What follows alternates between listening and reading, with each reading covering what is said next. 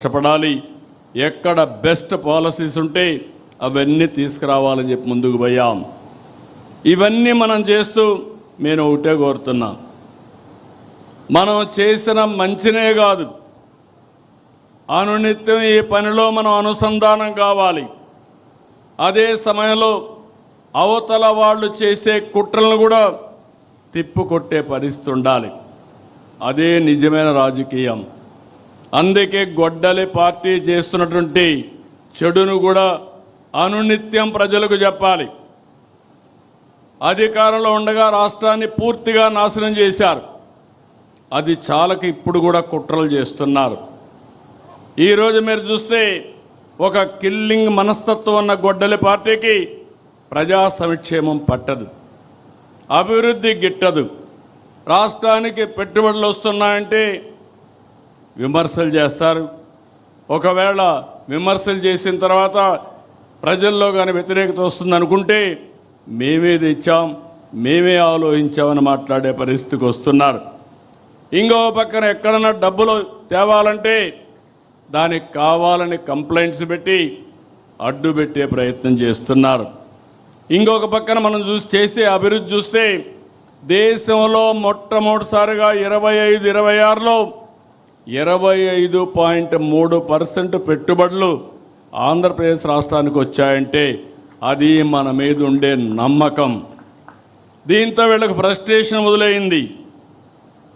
ఎక్కడికక్కడ నిధులు రాకుండా తప్పుడు ఫిర్యాదులు చేయడం, కోర్టులో పిటిషన్లు వేయడం, ఈ కుట్రలకు కుతంత్రాలకు కాలం చెల్లింది.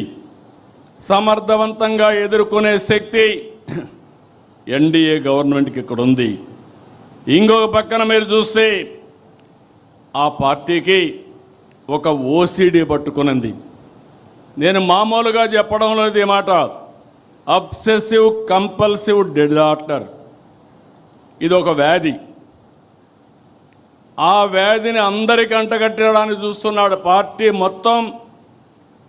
అబ్సెసివ్ కంపల్సివ్ డిజార్డర్ అది ఈరోజు క్రెడిట్ చోరీ డిజార్డర్గా కూడా తయారీ, అందులో భాగమే ఇది. మీరు అందరూ అనుకుంటున్నారు ఒక జబ్బు ఉండే వ్యక్తి, చాలామందికి మెంటల్ ఇల్నెస్ వస్తూ ఉంది. ఇప్పుడు ఆ మెంటల్ ఇల్నెస్లో భాగమే ఓసిడి. అలాంటి వాళ్ళకు ఏది పట్టుకుంటే అదే, దేన్ని లెక్క పెట్టుకోరు. వాళ్ళ ఆశయాలకు అడ్డంగా ఎవరైనా వస్తే ఎంతకన్నా తెగాయించే పరిస్థితి వస్తుంది.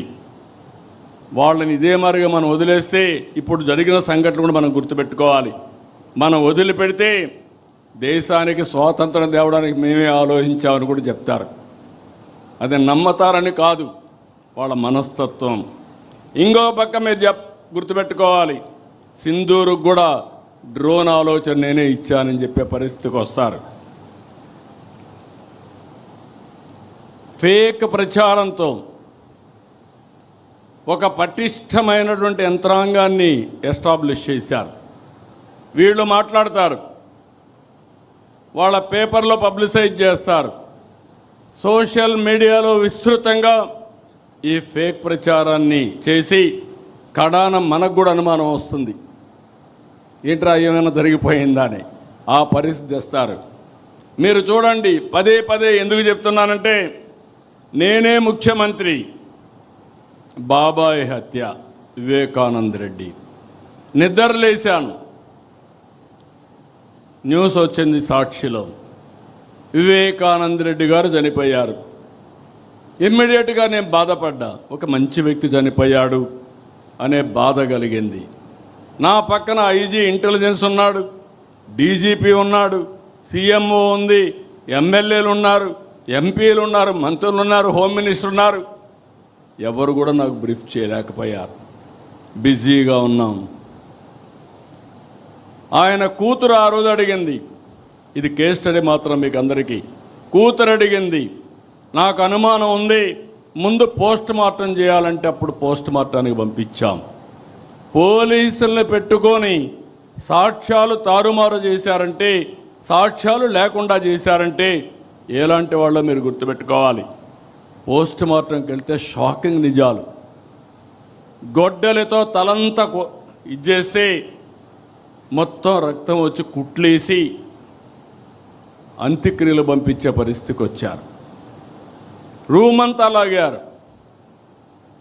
బెడ్రూమ్ అంతా కూడా బెడ్ మార్చలేకపోయారు, కానీ బెడ్ అంతా రక్తం, గోళ్ళంతా రక్తం కడిగారు, కానీ ఆ మరకలు చెదపలేకపోయారు.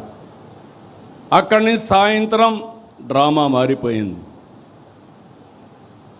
ఆ డ్రామాను మీరు చూసే సాయంత్రానికి నా తండ్రి చనిపోయాడు, ఆ రోజు చంపేశారు, ఇప్పుడు ఒకే దిక్కు పెద్ద దిక్కు మా చిన్నాన్న, ఆయన్ని కూడా చంపేశారు, పెద్ద దిక్కు కోల్పోయాను. వాళ్ళ చెల్లెలు నమ్మింది. మీరు గుర్తుపెట్టుకోవాలి, it is not that easy. ఇలాంటి ఓసిడి జబ్బుండే వాళ్ళు ఏం చేస్తారనే దానికి ఇది ఒక ఉదాహరణ మాత్రం. నమ్మితే తెల్లవారు నిద్రలేస్తే ఆ రోజు మాట్లాడలేదు, తెల్లవారు నిద్రలేస్తే సాక్షి పేపర్ చూస్తే నా చేతిలో కత్తి పెట్టి నారాసుర రక్త చరిత్రని నా మీద పెట్టేసే పరిస్థితికి వచ్చారు. అదే రోజు మీరు గుర్తుపెట్టుకోవాలి, ఇవన్నీ బయట వస్తాయని కోర్టుకు పోయి, హైకోర్టుకు పోయి స్టే ఆర్డర్ తీసుకొచ్చారు, ఎవ్వరూ మాట్లాడకూడదని గ్యాగ్ ఆర్డర్స్ తీసుకొచ్చారు. అక్కడి నుంచి సానుభూతి పొంది ఎన్నికల్లో గెలిచారు. గెలిచిన తర్వాత వాళ్ళ చెల్లి అడిగితే మరిచిపోమన్నారు. అక్కడి నుంచి ఆ అమ్మాయి రోడ్డు మీద పడి ఇప్పటికి కూడా పోరాడుతూ ఉంది. ఏం చేశారో మీరు అందరూ చూస్తున్నారు. ఇంకా కూడా న్యాయం జరిగే పరిస్థితి కనపడలేదు. ప్రజాస్వామ్య వ్యవస్థలో కొన్ని సమస్యలు ఉంటాయి. ఇదే కాకుండా ఇంకొక పక్కన చూస్తే మనం గవర్నమెంట్లో ఉన్నాం.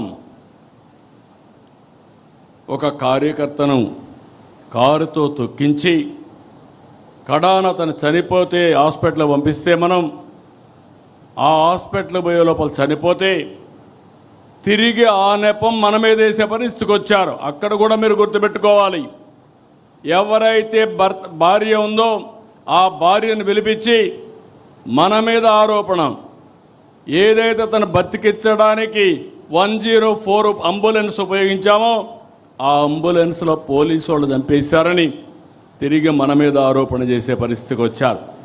అది కేసు పెడితే కోర్టు పోయి స్టే తెచ్చుకున్నారు.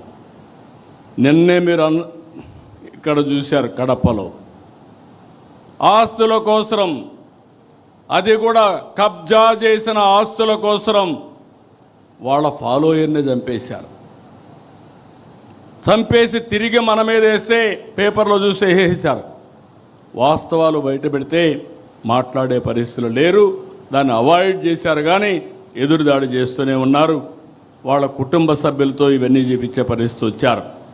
నేను అందుకే మిమ్మల్ని అడుగుతున్నా, నా జీవితంలో రాజకీయాలు చేశాను, నేరస్తులతో కాదు, రాజకీయ నాయకులతో రాజకీయాలు చేశా, బేషరతుగా పోరాడా. ఈరోజు మనం చేసేది ఒక నేరస్తులతో రాజకీయం చేస్తున్నాం కాబట్టి మీ మనసులో ఎప్పుడూ అది మనసులో పెట్టుకునే పనిచేయాలి. ఆ సందేహం ఎప్పుడూ మీలో ఉండాలి. ఇంకొక పక్క కుట్రలు చేస్తారు, మన మీద వేస్తారు. మనం అభివృద్ధి చేస్తే వీళ్ళు విధ్వంసం చేస్తారు. వాళ్ళు సంపద కోసం రాష్ట్రాన్ని దోచుకుంటారు, మనం రాష్ట్రం కోసం సంపద సృష్టించడానికి అహర్నిశలు కష్టపడతాం. మంది అభివృద్ధి, వాళ్ళది అవినీతి, విధ్వంసం. ఇది పదే పదే ప్రజలకు నచ్చజెప్పవలసిన బాధ్యత మనందరిపైన ఉందని చెప్పి కూడా నేను మీ అందరికీ తెలియజేస్తున్నా.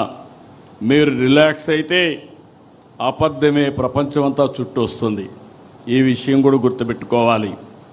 అందుకని మనం గుర్తుపెట్టుకోవాల్సింది, దీన్ని ఎప్పటికప్పుడు మనం చేసే పనులు చెప్పడమే కాకుండా దీన్ని సమర్థవంతంగా ప్రజలకు అర్థమయ్యేట్టుగా అప్రమత్తం చేయాల్సిన అవసరం ఉంది.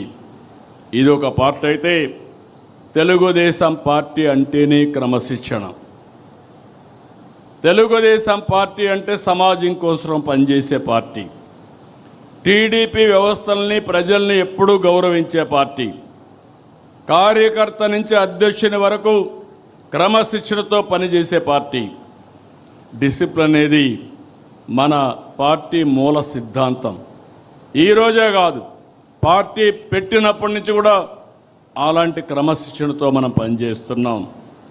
ఇంకొక పక్కన మనందరం గుర్తుపెట్టుకోవాల్సింది, ప్రజలతో సౌమ్యంగా ఉండాలి, ప్రజలకు అందుబాటులో ఉండాలి, ప్రజలకు ప్రభుత్వానికి వారధిగా మీరు పనిచేయాలి. మీరు తప్పు చేస్తే పార్టీకి ప్రభుత్వానికి చెడ్డ పేరు వస్తుంది.